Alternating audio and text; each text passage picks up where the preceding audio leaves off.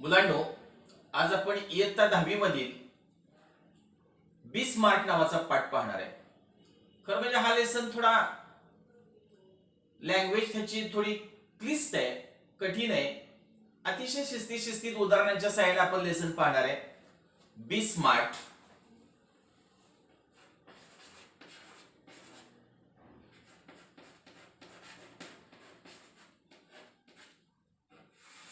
Smart फा. बघा नेमकं धड्यामध्ये काय आहे. लेखक म्हणतोय champions are not made in gyms. जे चॅम्पियन्स असतात, कुठल्याही खेळाचे चॅम्पियन्स, कुठल्याही क्षेत्रातले चॅम्पियन्स हे जिम मध्ये तयार होत नाहीत. हे कुठल्या व्यायामशाळेत घडत नाहीत. तर घडतात कुठं? Champions are made from something. Champions कशापासून बनतात? Something they have deep inside them. त्या चॅम्पियन कडेच काहीतरी डीप इनसाइड असतं, आत काहीतरी असतं, आणि मग ते आतलं बाहेर येतं आणि बाहेर आल्यावर ते चॅम्पियन होतात. कुठल्याही क्षेत्रातला चॅम्पियन जिम मध्ये गेला आणि मग तो चॅम्पियन झाला असं होत नाही. आत काहीतरी लागतं, त्याची आतली ती तळमळ जी आहे ती त्याला चॅम्पियन बनवते. अ डिझायर. मग आत काय पाहिजे? त्याच्या इच्छा पाहिजे, तीव्र इच्छा, डिझायर पाहिजे. अ ड्रीम, त्याच्याकडे स्वप्न पाहिजे. अ विजन, आणि त्याच्याकडे संकल्प पाहिजे, व्हिजन पाहिजे की मी इथं हे करणारच आहे. व्हिजन पाहिजे. They have two means they must have the skill and will. त्यांच्याकडे स्किल पण पाहिजे आणि विल पण पाहिजे. कौशल्य पण पाहिजे आणि विल म्हणजे तीव्र इच्छा. स्किल आणि विल दोन्ही गोष्टी पाहिजेत. पण पुढे लेखक म्हणतोय but the will must be stronger. पण विल जी आहे, इच्छा आहे, तीच ज्यादा स्ट्रॉंग पाहिजे कुणापेक्षा? Than the skill. स्किल थोडंसं कमी असलं तरी चालेल, कौशल्य थोडं कमी चालेल, पण प्रबळ इच्छाशक्ती पाहिजे. त्याशिवाय सक्सेस होता येत नाही. Successful professionals. आता जे तुम्हाला यशस्वी झालेले सगळे व्यावसायिक बघाल तुम्ही, ते सगळे व्यावसायिक जे आहे thrive in the same manner. ते थ्राईव्ह झालेत.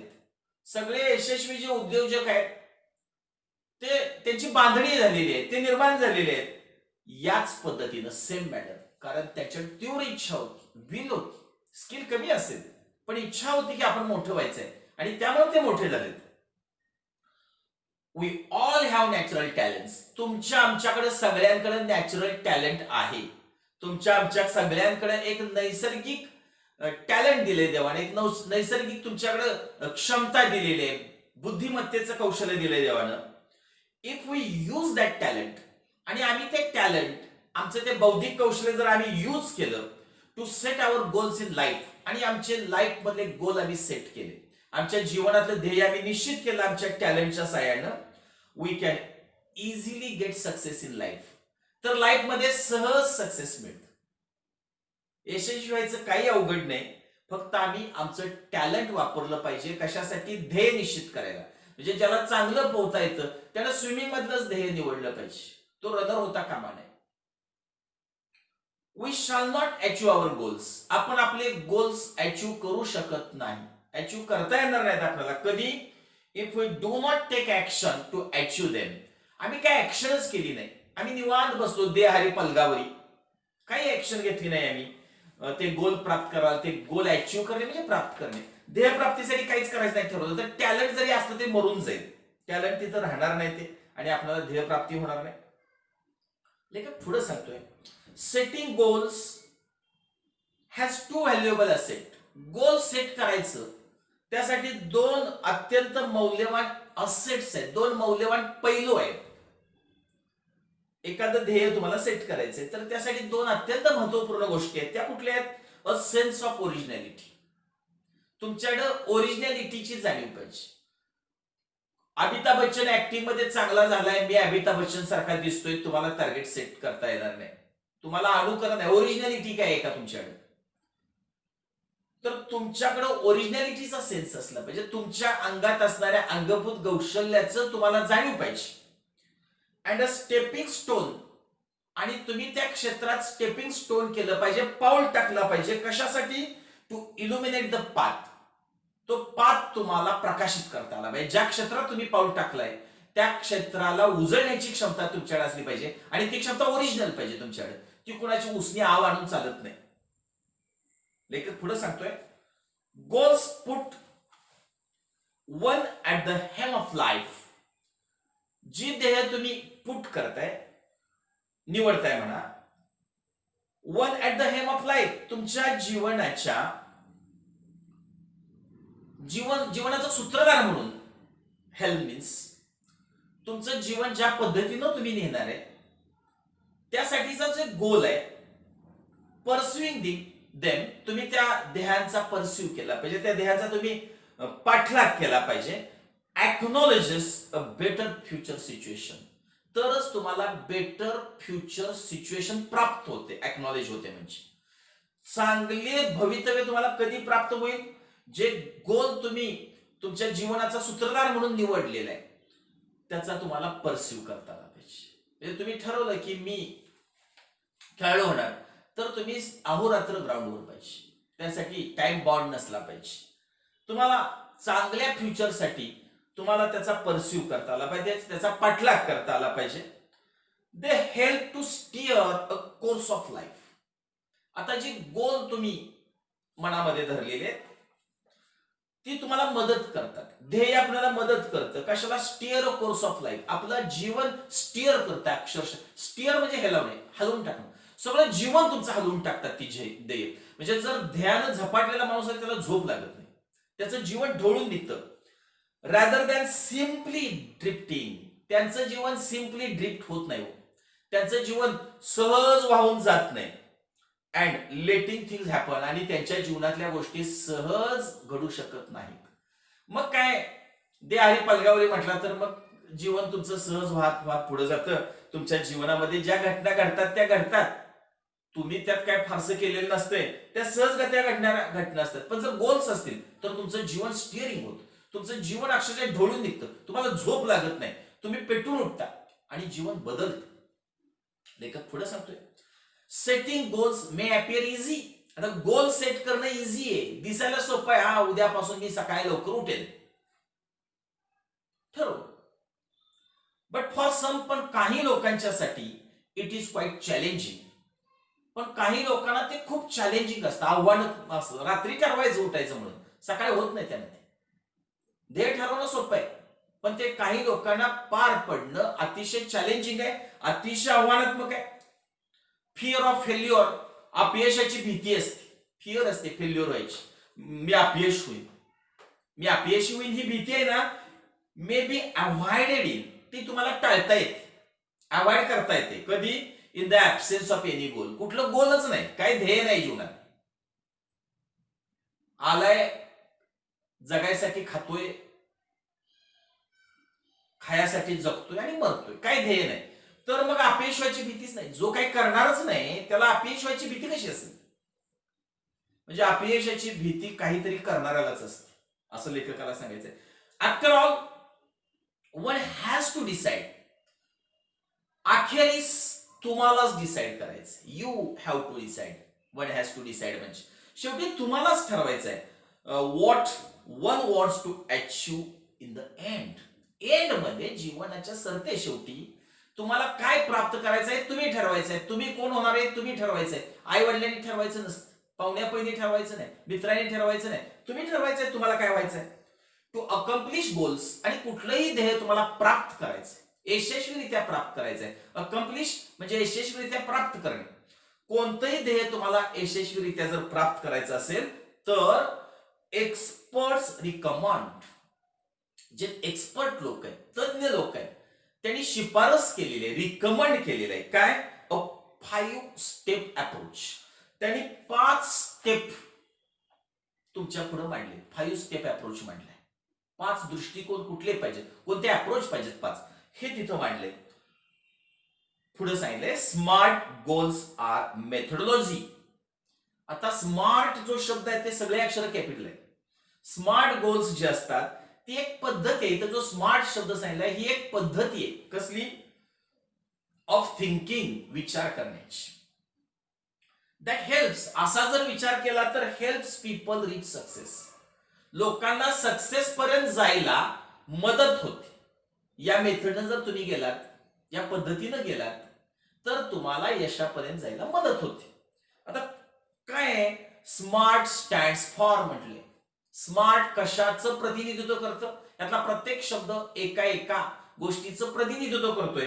स्टँड फॉर म्हणजे प्रतिनिधित्व करणे. त्यातला यस जो आहे तो स्पेसिफिक, म्हणजे तुमचं गोल हे विशिष्ट पाहिजे. दुसरं मेजरेबल, तुमचं जे गोल आहे, ध्येय आहे, ते मेजरेबल पाहिजे, ते मोजता आलं पाहिजे. अचिवेबल पाहिजे, ते प्राप्त करता आलं पाहिजे.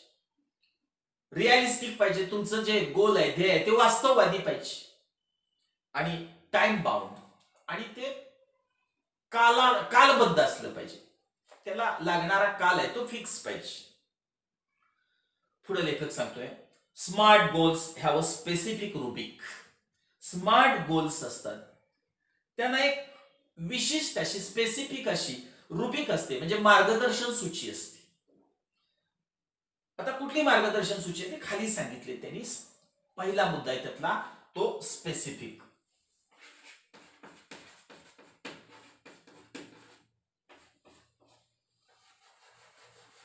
तुमचं गोल हे स्पेसिफिक पाहिजे, तुमचं जे ध्येय आहे ते स्पेसिफिक पाहिजे, विशिष्ट एक ध्येय असलं पाहिजे तुमचं. लेखक काय सांगतोय बघा, involves identifying a specific area for improvement. तुम्हाला इन्व्हॉल्व होता आलं पाहिजे. कशामध्ये इन्व्हॉल्व झालं पाहिजे, कशात तुम्ही गुंतला पाहिजे, आयडेंटिफाय करता आलं पाहिजे, ओळखता आलं पाहिजे तुम्हाला. स्पेसिफिक एरिया फॉर इम्प्रुव्हमेंट, तुम्ही कोणत्या क्षेत्रामध्ये इम्प्रुव्हमेंट करू शकता हे तुम्हाला ओळखता आलं पाहिजे. म्हणजे ससा आहे समजा, तर त्याला माहिती आहे मी चांगला पळू शकतो, तर त्यानं स्विमिंग नाही निवडायचं. त्याचा स्पेसिफिक एरिया कुठला ठरला मग, तर स्विमिंग. हे तुम्हाला तुमचा स्पेसिफिक एरिया पहिल्यांदा निवडता आला पाहिजे. The more specific the area, जेवढा एरिया तुमचा स्पेसिफिक होईल, जेवढं तुमचं क्षेत्र फिक्स असेल, निश्चित असेल, the more refined the achievement, तेवढं रिफाईन अचिव्हमेंट तुम्हाला मिळेल, तितकं शुद्ध यश तुम्हाला मिळेल. Of one's goal can be, तुमचं जे काही गोल असेल, तुमचं जे काही गोल ध्येय असेल, ते तुम्हाला शुद्ध स्वरूपात जर यश पाहिजे असेल तर पहिल्यांदा एरिया ठरवा. तुम्हाला काय जमतंय बघा, जे तुम्हाला जमत असेल त्या क्षेत्रात. तुम्हाला बोलायची आवड असेल, शिक्षक व्हा. बोलायची आवड असेल, गाईड व्हा. बोलायची आवड असेल, पुढारी व्हा. बोलायची आवड असेल, तुम्हाला समाजाच्या समस्या सोडवण्यासाठी पुढे यावं लागेल, बातमीदार व्हावं लागेल. तुमचा एरिया ठरवा. म्हणजे बोलता येते म्हटलं लगेच बातमीदार होणार नाही, बाकीचं पण नॉलेज पाहिजे. मग तुमचा स्पेसिफिक एरिया ठरवा. It makes it easier. आणि तुमचा एकदा एरिया ठरला की बाबा मी बातमीदार होणार आहे, मग काय होईल, इझियर होईल, सोपं जाईल. टू सेट पॅरामीटर्स, तुम्हाला पॅरामीटर सेट करता येतील. तुम्हाला मापदंड फिक्स करतील. बाबा ठीक आहे, मला बातमीदार व्हायचं आहे ना, तर मला राजकीय घडामोडी, सामाजिक घडामोडी माहीत असल्या पाहिजे, आर्थिक घडामोडी माहीत असल्या पाहिजे, मी न अडखळता बोललो पाहिजे, मला पाठांतर पण बऱ्यापैकी असलं पाहिजे. अनेक गोष्टी असतात. सद्विवेक बुद्धी असली पाहिजे. अशा प्रकारे तुम्हाला एकदा ध्येय फिक्स केलं तुम्ही काय व्हायचंय, तर मग इझियर टू सेट पॅरामीटर, तुम्हाला त्याचे मापदंड सेट करता येतात, त्याचे मापदंड निश्चित करता येतात. And work towards the goal, आणि मग त्या ध्येयाच्या दिशेने जाल, बातमीदार होण्याच्या दिशेने मग जाल तुम्ही. व त्यासाठी काय काय लागतं हे मापदंड कळतील. फॉर एक्झाम्पल, उदाहरण इथं वेगळं दिलंय. If it is building a house, समजा तुम्हाला घर बांधायचं, what exactly is the capacity required. Exactly किती कॅपॅसिटीचं घर तुम्हाला आवश्यक आहे. 1 BHK पाहिजे, 2 BHK पाहिजे, 1 मजली पाहिजे, 2 मजली पाहिजे, किती कॅपॅसिटीचं रिक्वायर्ड पाहिजे ते पाहता आलं पाहिजे. आणि दुसरं, and how long can it stretch, आणि ते किती काळ लांबलं पाहिजे, किती स्ट्रेच, त्याचा कालावधी किती ते स्ट्रेच करता आलं पाहिजे. ते घर बांधायला चालू केलं पहिल्या वाढदिवसापासून लग्नाच्या मरेपर्यंत घरच बांधतोय तसं नाही, त्याचा स्ट्रेच पिरियड तुम्हाला माहित असला पाहिजे. म्हणजे ध्येय तुम्हाला एक स्पेसिफिक करता आलं पाहिजे, आणि ते किती कालावधीत करायचं हे फिक्स पाहिजे. लेखक पुढे सांगतोय, ध्येय हे मेजरेबल पाहिजे, ध्येय हे मोजता आलं पाहिजे तुम्हाला. क्वांटिफाईंग गोल्स, प्रोव्हाइड स्पेसिफिक वेज. तुम्हाला जर ध्येय निश्चित करता आलं, क्वांटिफाय करता आलं, निश्चित करता आलं जर ध्येय, तर काय होतं मग? ध्येय जर निश्चित केलं असेल तर प्रोव्हाइड स्पेसिफिक वेज, तुम्हाला विशिष्ट मार्ग मिळतो. हे ठरवलं आता बातमीदार व्हायचं, तर मग मार्ग मिळतो आपल्याला to track progress against the goal. आणि त्या ध्येयाकडे जाण्यासाठी आपल्याला ट्रॅक सापडतो. आपण प्रगतीच्या वाटेवर जातो त्या दिशेनं. एकदा तुम्ही गोल स्पेसिफिक केलं, निवडलं, पुन्हा ते मेजरेबल करायचंय. आता मेजरेबल करताना तुम्हाला त्याचा ट्रॅक एक फिक्स करून घ्यायचा. This make it easy to benchmark. आणि मग तुम्हाला बेंचमार्क करायला इझी जातं. मग तुम्हाला त्याचा मानक निश्चित जातं. म्हणजे समजा तुम्हाला सांगतो, इथून तुम्हाला कोल्हापूरला जायचं, तर चालत निघालाय तुम्ही, तर प्रत्येक 5 किलोमीटर नंतर आपण थांबायचं. हा तुमचा झाला बेंचमार्क म्हणूया आपण. मग विश्रांती घ्यायची, मग पुढे जायचं, असं करत कोल्हापूरला पोहोचायचं. आणि मग it makes it easy to benchmark performance. तुम्हाला परफॉर्मन्सचा एक बेंचमार्क ठरवता, एक मानक ठरवता येईल throughout the goal period. सगळा जो गोल पिरियड आहे त्याचं एक विशिष्ट मानक ठरवता येईल, इन्क्लुडिंग एरियाज टू इम्प्रूव्ह. आणि मग तुम्हाला त्यामध्ये इम्प्रूव्हमेंटचे एरिया सापडतील. कुठल्या क्षेत्रामध्ये तुम्हाला प्रगती करता येणं शक्य आहे बाबा, हे त्यामध्ये सापडू शकतं जर तुमचं ध्येय मेजरेबल असेल तर. व्हाईल प्लेइंग फुटबॉल, समजा इथं उदाहरण दिलंय, तुम्ही फुटबॉल खेळताय. वन्स एक्झॅक्ट रोल, तर तुम्ही गोलकीपर आहे, तर मग गोलकीपरचा एक्झॅक्ट रोल माहित पाहिजे. बाबा आपण कशा पद्धतीनं सजग असलं पाहिजे, कसं दक्ष असलं पाहिजे, त्याला जंप आली पाहिजे, त्याला डाईव्ह मारता आला पाहिजे, हा त्याचा एक्झॅक्ट रोल असेल. अँड पोझिशन, त्याची एक्झॅक्ट पोझिशन त्याला कळाली पाहिजे. Has to be clearly defined. हे सगळं क्लिअरली डिफाईन पाहिजे, हे सगळं सुनिश्चित पाहिजे. जर हे सुनिश्चित नसेल तर नक्कीच आपण ध्येयापासून लांब जातो. म्हणजे ध्येय तुम्हाला मोजता आलं पाहिजे. आणि पहिलं सांगितलं तर ध्येय विशिष्ट असलं पाहिजे. आता आपण पुढच्या लेक्चरमध्ये ध्येयाचे इतर जी अंग आहेत ती पाहणार आहे. धन्यवाद.